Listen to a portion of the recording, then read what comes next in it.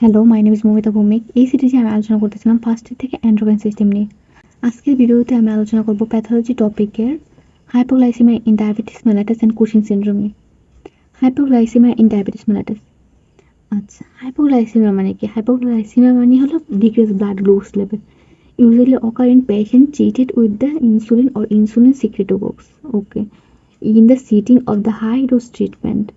আচ্ছা, high dose treatment হিসেবে আমরা কি ব্যবহার করতেছি? ইনসুলিন ব্যবহার করতেছি ও ইনসুলিন সিক্রেটাগোগস ব্যবহার করতেছি। ইনসুলিন সিক্রেটাগোগস কোনগুলা? Sulphonyl ইউরেস or মেগলিটিনাইডস। ওকে, এগুলো ইউজ করার কারণে কি হবে? যেহেতু আমরা হাই ডোজ ইউজ করতেছি তাহলে কি ব্লাড গ্লুকোজ লেভেল কমে যাবে। ওকে, তার জন্য কি হাইপোগ্লাইসেমিয়া হবে ইন ডায়াবেটিস পেশেন্টের। ওকে, দেন দেন ইনএডিকুয়েট ফুড ইনটেক করলেও কি হতে পারে? হাইপোগ্লাইসেমিয়া হতে পারে। কেন? কারণ আমরা জানি কি ইনসুলিন নেওয়ার পর যদি আমরা মিল না নিই তাহলে কি হবে? ইনসুলিন আমাদের কাজ করবে কি? ব্লাড গ্লুকোজ লেভেল কমানোর জন্য কাজ করবে। গ্লুকোজ লেভেল কমানোর জন্য কাজ করবে। যেহেতু আমরা মিল নিচ্ছি না, মানে কোনো খাবার খাচ্ছি না, তাহলে কি খাবার আমরা জানি কি গ্লুকোজ জাতীয় খাবার খেলে আমাদের ব্লাড গ্লুকোজ বেড়ে যায়। মিল খাওয়ার পর আমাদের ব্লাড গ্লুকোজ লেভেল বেড়ে যাওয়ার সম্ভাবনা বেশি। তো আমরা যদি ইনএডিকুয়েট ফুড ইনটেক করি তাহলে এমনিতেই ব্লাড গ্লুকোজ লেভেল নর্মাল বা একটু কম থাকবে। যদি আবার ইনসুলিন ইনটেক করি তাহলে কি আরও ব্লাড গ্লুকোজ লেভেল কমে যাবে। তাহলে কি হাইপোগ্লাইসেমিয়া হবে। ওকে, অ্যান্ড অর এক্সারসাইজ করলেও ব্লাড গ্লুকোজ লেভেল কমে যাবে। ওকে, নিউরোজেনিক অর অটোনমিক সিমটমস। কোনগুলো নিউরোজেনিক অর অটোনমিক সিমটমস? ডায়াপোরিসিস মানে কি? এক্সেসিভ সোয়েটিং কে বলা হয়? ডায়াপোরিসিস বলা হয়। কখন হবে? ডিউ টু মেডিকেশনের কারণেও হতে পারে, আবার কি হতে পারে? হেলথ কন্ডিশন খারাপ হলেও হতে পারে কি এক্সেসিভ সোয়েটিং। ওকে, দেন ট্রেকিকার্ডিয়া হবে, ট্রিমর হবে, অ্যাংজাইটি হবে, দেন হাঙ্গার। তারপর কি হবে? Allow perception of the decrease blood glucose. এই সিমটমগুলো আমাদের কি করবে? আমাদের বুঝতে সাহায্য করবে যে আমাদের বডিতে ব্লাড গ্লুকোজ লেভেল কমে গেছে। ওকে, দাজ হাইপোগ্লাইসেমিক অ্যাওয়ারনেস প্রডিউস হয়, মানে এইভাবে আমাদের কি করবে? হাইপোগ্লাইসেমিক অ্যাওয়ারনেস প্রডিউস হবে। ওকে, দেন আসি নিউরোগ্লাইকোপেনিক সিমটম কোনগুলো? altered mental status, then seizure, death due to insufficient glucose in the CNS. আচ্ছা, কি হবে? অল্টার মেন্টাল স্টেটাস, সিজার হবে, আর ইনসাফিসিয়েন্ট গ্লুকোজের কারণে কি হবে? সিএনএস ইনসাফিসিয়েন্ট গ্লুকোজের কারণে কি হবে? ডেথ হবে। এগুলো কি? May occur in the absence of preceding neurogenic symptom. আমরা জানি কি যখন হাইপোগ্লাইসেমিয়া হবে তখন কি আমাদের নিউরোজেনিক সিমটমগুলো দেখে আমরা বুঝতে পারবো। কিন্তু কিছু কিছু পেশেন্টে আছে যে ওদের অ্যাবসেন্স থাকে নিউরোজেনিক সিমটম, তার কারণে কি আমরা দ্য হাইপোগ্লাইসেমিক স্টেট আমরা বুঝতে পারবো না উইথ অ্যাটেনিউয়েট অটোনমিক রেসপন্স। কেন নিউরোজেনিক সিমটম অ্যাবসেন্ট থাকবে? কারণ কি অটোনমিক রেসপন্স কি ডিফেক্ট হওয়ার কারণে কি নিউরোজেনিক সিমটমগুলো প্রেজেন্ট হবে না, যার কারণে আমরা বুঝতে পারবো না হাইপোগ্লাইসেমিয়া। তার কারণে হাইপোগ্লাইসেমিয়া না বুঝতে পারলে কি হবে? আমাদের হাইপোগ্লাইসেমিক অ্যাওয়ারনেস তৈরি হবে না। তাহলে কি তার জন্য বলেছে হাইপোগ্লাইসেমিক আনঅ্যাওয়ারনেস। ওকে, দেন ট্রিটমেন্ট কি? আমি আগের একটা ক্লাসে আলোচনা করছিলাম যে হাইপোগ্লাইসেমিক পেশেন্ট এইদার হতে পারে কনসাস, এদের হতে পারে আনকনসাস। যদি কনসাস হয় তাহলে আমরা কি কার্বোহাইড্রেট যুক্ত খাবার দেবো, যেমন গ্লুকোজ ট্যাবলেট দেবো, দেন ফ্রুট জুস দেবো। আর যদি আনকনসাস হয় তাহলে আমরা দুইটা ক্ষেত্রে দেবো। আনকনসাস হলে আমরা কি দেবো? আইভি ডেক্সট্রোজ দেবো। যদি সিভিয়ার হাইপোগ্লাইসেমিয়া হয় তখন কি দেবো? আমরা ইন্ট্রামাসকুলার গ্লুকাগন দেবো। ওকে, এখানে ট্রিটমেন্টটা অনেক ইম্পর্টেন্ট। ওকে, দেন এখন আসি কুশিং সিনড্রোম এটা কি? Aetiology increase cortisol due to a variety of causes. Okay, cortisol level বেড়ে গেলে আমাদের কি হবে? কুশিং সিনড্রোম হবে।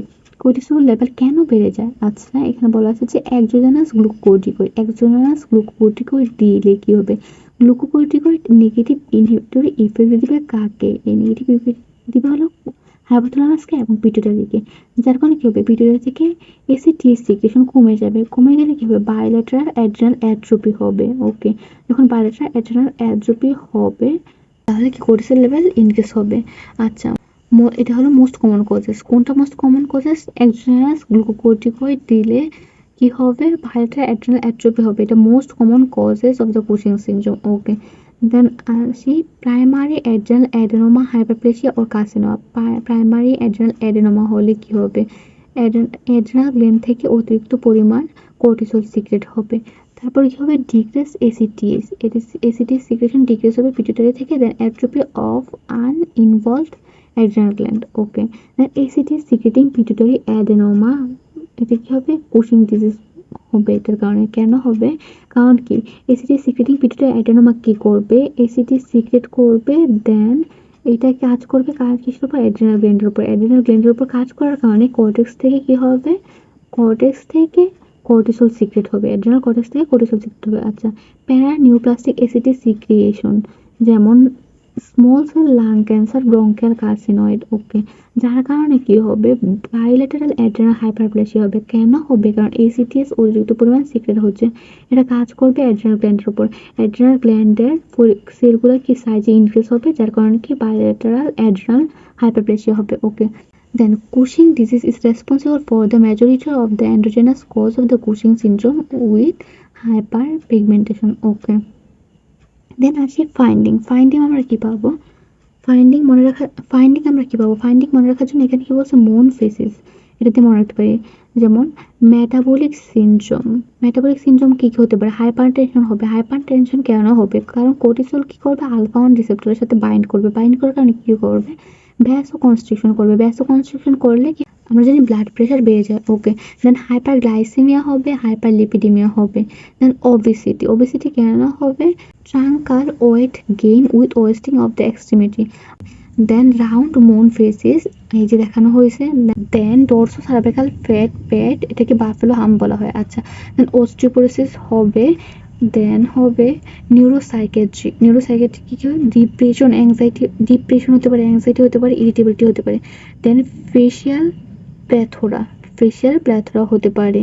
ওকে, দেন অ্যান্ড্রোজেন এক্সেস হওয়ার কারণে কি হবে? আমাদের একনি হতে পারে, হার্সুটিজম হতে পারে। ওকে, দেন ক্যাটারাক্ট হবে, ইমিউনোসাপ্রেশন হবে, মানে কি হিলিং ডিক্রিজ হয়ে যাবে, ওনডেনিং মানে পুর ওনডেনিং হবে। ওকে, দেন অ্যাকাইমোসিস মানে কি ইজিলি ব্রুইশ প্রডিউস হতে পারে। অ্যান্ড স্কিন চেঞ্জেস কি হতে পারে? থিকেনিং হতে পারে স্কিন, অর স্ট্রায়া হতে পারে, যে দেখানো হয়েছে স্ট্রায়া। দেন হাইপার পিগমেন্টেশন হবে কেন? এটা কিন্তু অনেকবার আলোচনা করছি আগের ক্লাসগুলো দেখলে ক্লিয়ার হয়ে যাবে আমি আশা করি। আচ্ছা, তাহলে কি ডায়াগনোসিস আমরা কিভাবে করব? যদি দেখি ফ্রি কোর্টিসল লেভেল ইনক্রিজ হচ্ছে 20 আওয়ার ইউরিন অ্যানালিসিস করলে, আচ্ছা, অথবা late night salivary cortisol increase হচ্ছে, অথবা কি হচ্ছে and no suppression with the overnight low dose dexamethasone test. Okay, এই ছকটা অনেক ইম্পর্টেন্ট। আচ্ছা, এটা বোঝাচ্ছি যে এখানে কি বলছে? যখন increase 24 hour urine free cortisol, মানে ফ্রি কোর্টিসল ইনকেস হবে আমরা যখন 24 আওয়ারের ইউরিন অ্যানালাইসিস করব, and increase late night salivary cortisol, তখন আমরা কি করব inadequate suppression on a 1 milligram overnight dexamethasone test. আচ্ছা, 1 মিলিগ্রাম ওভারনাইট ডেক্সামেথাসোন টেস্ট দিব। দেওয়ার পর দেখবো মেজার করবো এসিটিএস মেজার করে যদি দেখি এসিটিএস সাপ্রেসড করছে, তাহলে আমরা বুঝবো কি এসিটিএস ইন্ডিপেন্ডেন্ট কুশিং সিনড্রোম। ওকে, দেন এখন যদি এসিটিএস ইন্ডিপেন্ডেন্ট কুশিং সিনড্রোম হয়, এটা কেন হতে পারে? এটা হতে পারে এক্সোজেনাস গ্লুকোকর্টিকয়েডের কারণে, অথবা হতে পারে অ্যাড্রিনাল টিউমারের কারণে। এই দুইটা আইডেন্টিফাই করার জন্য আমার কি করতে হবে? সিটি স্ক্যান করতে হবে। সিটি স্ক্যান করে আমরা বুঝতে পারবো যে অ্যাড্রিনাল টিউমার। আর যদি অ্যাড্রিনাল টিউমার না হয়, তাহলে তো বুঝবো যে এক্সোজেনাস গ্লুকোকর্টিকয়েড। ওকে, দেন দেখবো এসিটিএস মেজার করবো। যদি এসিটিএস কি হয়? এলিভেটেড হয়। সাপ্রেসড হলে আমরা বুঝলাম এসিটিএস ইন্ডিপেন্ডেন্ট কুশিং সিনড্রোম, কিন্তু এলিভেটেড হলে কি বুঝবো? এসিটিএস ডিপেন্ডেন্ট কুশিং সিনড্রোম। ওকে, এখন এসিটিএস ডিপেন্ডেন্ট কুশিং সিনড্রোম এটা আমার বুঝতে হবে কেন হচ্ছে। তাই এর জন্য আমাদের দুইটা টেস্ট করতে হবে। একটা হলো high dose dexamethasone suppression test, আর একটা হলো সিআরএইচ স্টিমুলেশন টেস্ট। ওকে, প্রথমে আসি high dose dexamethasone suppression test করে যদি দেখি যে এসিটিএস সিক্রেশন সাপ্রেসড হচ্ছে না, তাহলে আমরা কি করবো? বা ডিক্রিজড হচ্ছে না, তখন আমরা বুঝবো যে এটা একটোপিক এসিটিএস সিক্রেশন।